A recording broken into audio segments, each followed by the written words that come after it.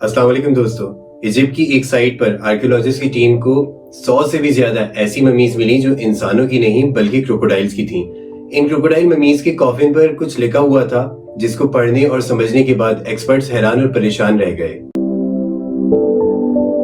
दोस्तों, आज से थाउजेंड्स ऑफ इयर्स अगो जब एंशिएंट इजिप्ट में लोग मर जाते थे, उनकी बॉडीज पे केमिकल यूज करके प्रिजर्व कर दिया जाता था ताकि उनकी बॉडी वक्त के साथ साथ खराब ना हो, और प्रिजर्व करने के बाद उस मम्मी को उसके मयार के हिसाब से डेकोरेट भी करा जाता था और फिर उसका कोई मकबरा बनाकर उसे जमीन में दफन कर दिया जाता था। वैसे तो आर्कियोलॉजिस्ट को इजिप्ट से बेशुमार ममीज मिल चुकी हैं, लेकिन आज मैं आपको कुछ ऐसी ममीज के बारे में बताऊंगा कि जब इन ममीज को पहली बार देखा गया तो आर्कियोलॉजिस्ट खुद बहुत हैरान थे।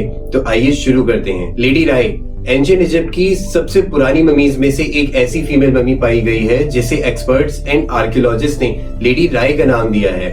आज से करीब 140 साल पहले इजिप्ट के थिबन टॉम के एरिया से ये ममी मिली थी और जो कि आर्कियोलॉजिस्ट के लिए बहुत शॉकिंग थी। इन्वेस्टिगेट करने से पता चला कि तकरीबन 3500 साल पहले लेडी राय करीब 35 साल की उम्र में मरी थी और उस ममी के डेकोरेशन से ये अंदाजा हुआ कि ये किसी क्वीन की नर्स या मेड रही होगी। और जिस चीज ने आर्कियोलॉजिस्ट को हैरान करा था वो इस ममी के बाल थे, क्योंकि 3500 साल गुजरने के बाद भी लेडी राय के बाल अच्छी तरह से प्रिजर्व थे। इवन बालों के कुछ हिस्से ऐसे भी थे कि जिनको देखकर ऐसा लग रहा था जैसे कुछ महीने पहले ही निकले हो। उस कदीम जमाने में लेडी राय को जिस हेयर स्टाइल के साथ प्रिजर्व करा गया था वो हेयर स्टाइल आज भी वैसे ही डेकोरेटेड है।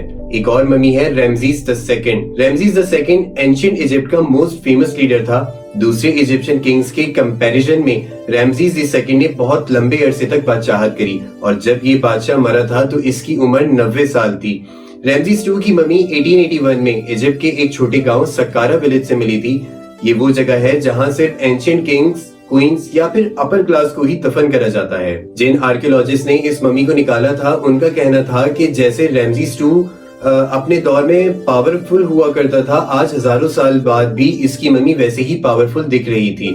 एग्जैक्ट नंबर तो किसी को भी मालूम नहीं, लेकिन ये बात आपके लिए जरूर शॉकिंग होगी कि रिसर्च और डीएनए टेस्ट से ये साबित हुआ है कि रैमजीज टू 150 बच्चों का बाप था। 1974 में ये नोटिस करा गया कि रैमजीज टू की ममी गलकर खराब हो रही है और इसीलिए फौरन ये फैसला करा गया कि इसकी ममी को पेरिस ले जाया जाए जहां पर इसकी ट्रीटमेंट होगी। And according to the international rule nobody is allowed to cross the border without passport either dead or alive. और इसी रीजन के बेसिस पे इजिप्ट ने रैमजीज टू का पासपोर्ट इशू करा जिसमें उसका प्रोफेशन किंग मेंशन करा। And it was the very first passport जो किसी डेड बॉडी के लिए इशू करा गया था। पेरिस में लैंड करते वक्त रैमजीज टू की ममी को भरपूर मिलिट्री ऑनर से नवाजा गया। ऐसी ही एक और ममी थी जिसे टूटनखामुन या फिर किंग टट के नाम से जाना गया। इसके बारे में हमने अपनी इन वीडियोस में बहुत डिटेल डिस्कशन करा है। इस ममी के मिलने से ना सिर्फ इसे ढूंढने वाले हैरान थे बल्कि किंग टट की ममी ने पूरी दुनिया के आर्कियोलॉजिस्ट को हैरान कर दिया था। किंग टट की ममी जिस कमरे में बंद थी वो एक पहाड़ के नीचे 26 फीट नीचे मिला था। किंग टट या टूटनखामुन एंशिएंट इजिप्ट का सबसे छोटा किंग था जिसे सिर्फ 8 साल की उम्र में ही बेशुमार पावर्स मिल गई थी। इसकी ममी 1922 में किंग्स वैली में एक टॉम से मिली थी जहां ममी के साथ साथ बेशुमार खजाना भी दफन था और इसी वजह से किंग टट की ममी ने पूरी दुनिया को हैरत में डाल दिया था। सिर्फ 18 साल की उम्र में ही मर जाने वाले इस किंग की ममी जिस रूम से मिली माना जाता था कि वहां कुछ ऐसी पैरानॉर्मल एक्टिविटीज नोटिस करी गई हैं जो कि इस ममी और वहां मौजूद ट्रेजर को प्रोटेक्ट कर रही हैं। लॉर्ड कार्नावन वो इंसान थे जिन्होंने किंग टट की ममी को ढूंढने के लिए स्पॉन्सर करा था और हैरानकुन बात तो ये है कि किंग टट की ममी मिलने के बस कुछ ही दिन बाद लॉर्ड कार्नावन की डेथ हो जाती है, वो भी बस एक मच्छर के काटने से। एक और ममी मिली थी लेकिन ये इंसान की नहीं बल्कि क्रोकोडाइल की थी जिसे क्रोकोडाइल ममी कहा गया। इजिप्ट की एक एंशिएंट सिटी उम्मल बरीजत में आर्कियोलॉजिस्ट की टीम काम कर रही थी जिनका मिशन ममीज या दफन हुए खजाने को ढूंढना था, लेकिन उनकी उम्मीदों के बिल्कुल ही अपोजिट हुआ। इन्हें ममीज तो मिली और 2 या 4 नहीं बल्कि 100 से ज्यादा मिली, लेकिन ये ममीज इंसानों की नहीं क्रोकोडाइल्स की थीं। हजारों साल पुराने क्रोकोडाइल्स जिन्हें इंतहाई महारत के साथ प्रिजर्व करा गया था। पहले तो आर्कियोलॉजिस्ट को ये समझ नहीं आ रहा था कि इंसानों की जगह क्रोकोडाइल्स को क्यों प्रिजर्व करा गया, लेकिन काफी सर्च करा तो इन क्रोकोडाइल्स के श्राउड से कुछ ऐसी चीजें मिली जिन पर कुछ लिखा हुआ था, और तब ये मिस्ट्री और भी डीप हो गई क्योंकि अब आर्कियोलॉजिस्ट इस क्रोकोडाइल की मम्मी से ज्यादा उस लिखाई में इंटरेस्टेड थे जो हर क्रोकोडाइल मम्मी के श्राउड पर लिखी हुई थी। आप भी यकीनन सोच रहे होंगे कि हजारों साल पहले इन एंशिएंट इजिप्शियंस का क्रोकोडाइल से क्या ताल्लुक और इनको इतने तरीके से प्रिजर्व करने का क्या रीजन। इन क्वेश्चंस का आंसर इसी राइटिंग में था जो कि क्रोकोडाइल मम्मी के श्राउड पर लिखी हुई थी। एंड देन रिसर्च से ये पता चला कि एंशिएंट इजिप्शियंस क्रोकोडाइल को अपना खुदा मानते थे क्योंकि उनके लिए क्रोकोडाइल ताकत का सिंबल हुआ करता था उस कदीम जमाने में। एंशिएंट इजिप्शियंस ऐसे स्कल्पचर्स भी बनाते थे जिनका सर क्रोकोडाइल्स का और नीचे का धड़ इंसानों जैसा होता था। ऐसी ही और भी ममीज थी क्योंकि सिर्फ क्रोकोडाइल्स ही नहीं बल्कि आर्कियोलॉजिस्ट को काफी हिरणों की भी ममीज मिली थी जिन्हें गजेल्स ममी कहा गया। ये जो ममी आप देख रहे हैं ये एक फीमेल डेयर की ममी है जो आज से तकरीबन 3000 साल पहले मरी थी, और ऐसा मालूम होता है कि ये जैसे किसी क्वीन की पालतू हिरनी थी क्योंकि जब आर्कियोलॉजिस्ट को खुदाई के दौरान इस हिरनी की ममी मिली तो वो ये देखकर हैरान थे कि इस हिरनी की ममी को भी किंग और क्वीन के साथ बहुत शाही तरीके से प्रिजर्व करा गया था। मतलब कि जिस तरीके से किंग्स और क्वींस को प्रिजर्व करा जाता था उसी तरह से इस हिरनी को भी शाही अंदाज में प्रिजर्व करके शाही कॉफिन में डाला था। अब बात करते हैं मड ममी की। इजिप्शियंस डेड बॉडीज को प्रिजर्व करने के लिए एक स्पेशल प्लांट में से निकलने वाले केमिकल को यूज करते थे जिसको रेजिन कहा जाता है, और ये केमिकल बहुत एक्सपेंसिव होता था तो बस अमीर लोग ही इसे अफोर्ड कर सकते थे।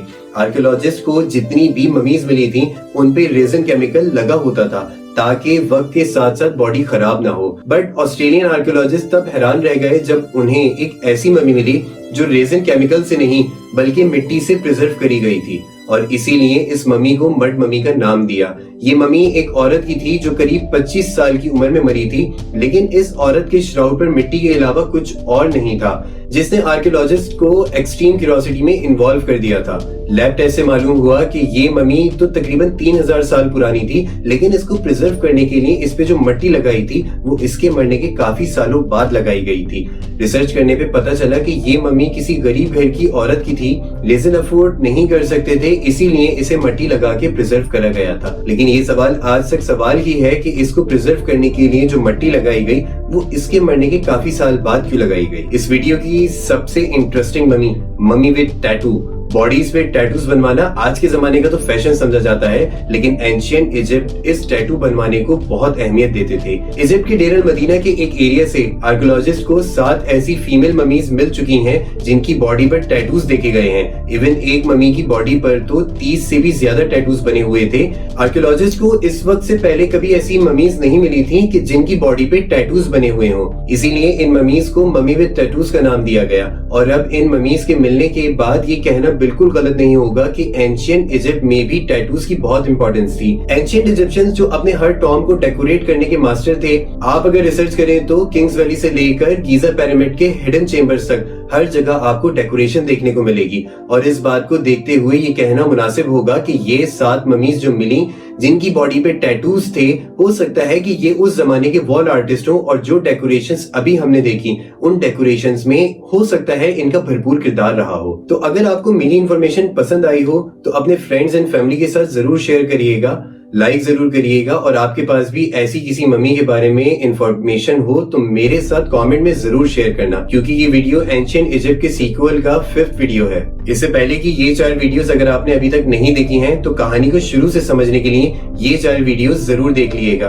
डिस्क्रिप्शन में लिंक में अवेलेबल कर देता हूँ। And for more informative videos channel को सब्सक्राइब कर लें। मिलते हैं नेक्स्ट वीडियो में, तब तक अपना बहुत सारा ख्याल रखिएगा। अस्सलाम वालेकुम।